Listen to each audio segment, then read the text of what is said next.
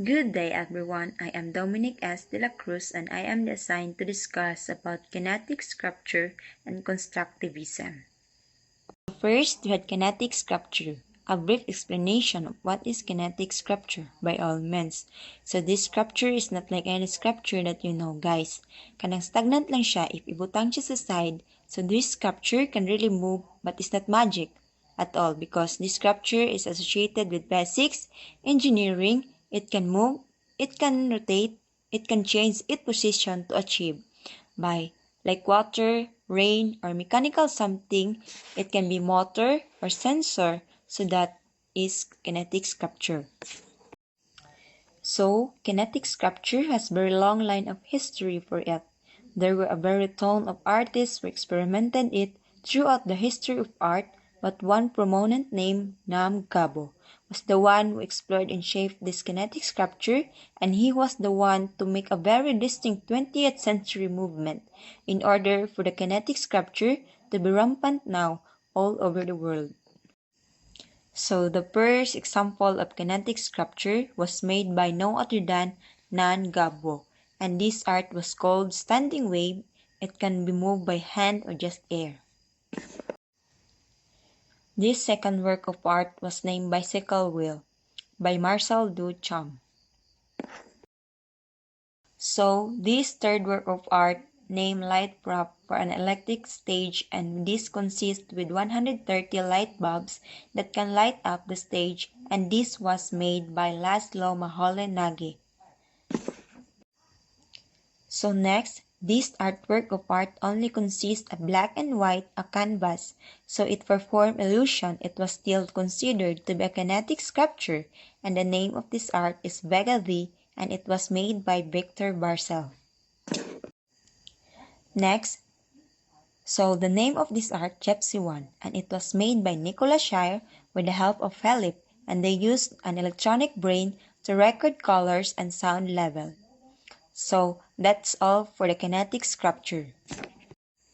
Next, we had Constructivism. So Constructivism was a Russian avant-garde geometric shape and industrial materials that emerged in the early 20th century. This was a rejection of the idea of autonomous art by constructing it, the movement of supported art as a practice for social objectives. So, before we proceed to the artistic movement and its characteristic, let us now dig deeper the background history of Constructivism.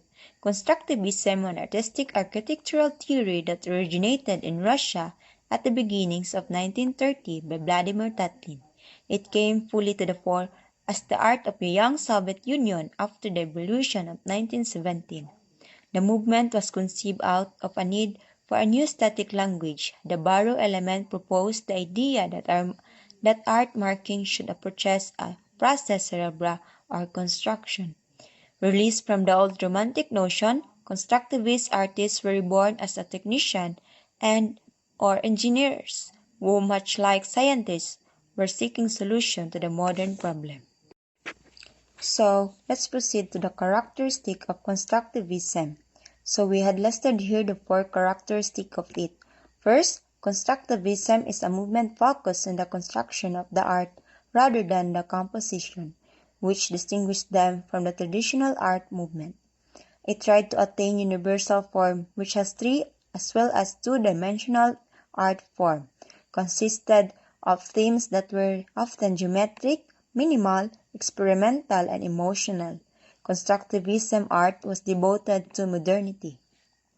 New media was used in the creation of artworks. Industrial materials like glass, steel, and plastic were used in the art creation. So now let's get to know the artists and their famous artwork behind the success of the Constructivism movement. So first, we had Vladimir Tatlin. He was essential from the birth of the Russian Constructivism. He has often described as laboratory Constructivism. The famous artwork, the entitled Monument to the Third International in 1919 to 1920. So as you can see in his art, it is a design for the Communist International headquarters, materialized a model, but it was never built. So that least extension was to be a massive structure that covered over the other monuments of the world, and other monuments of the world and celebrated industrial achievements of communism.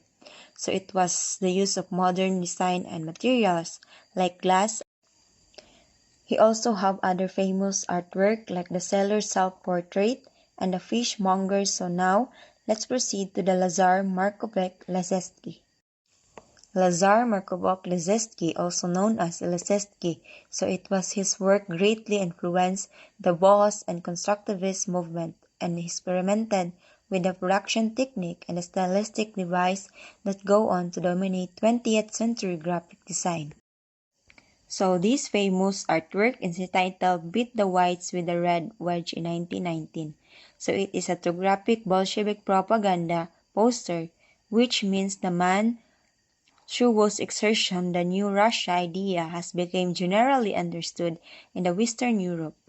In the poster, you can see the intrusive red wedge symbolize the Bolsheviks who are penetrating and defeating the opponents, while the white movements are during the Russian Civil War. Lazetsky also have other famous artwork like Prawn 99 and a composition. So last, we have Naum Nimya Pevsner, also known as Naum Gabo. So he is one of the leading proponents of the Russian art movement, where he renews sculpture in the form of matter, manipulating space and expressive element and pioneering the use of synthetic materials. So Naum Gabo, he has a famous artwork like Construction in Space or Crystals in 1939. So before we end this lesson, let us recall first what I discussed earlier for you to observe it well.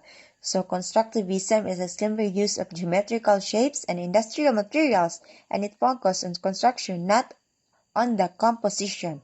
And the artists behind the success of constructivism's art are Vladimir Tatlin, Lazetsky, and Naum Gabo, and others. So I just want you to remember the idea of art as an object social revolution will result constructivists wanted to see art operate, so that it will be available to the masses. So that's all for my report. So thank you for your listening.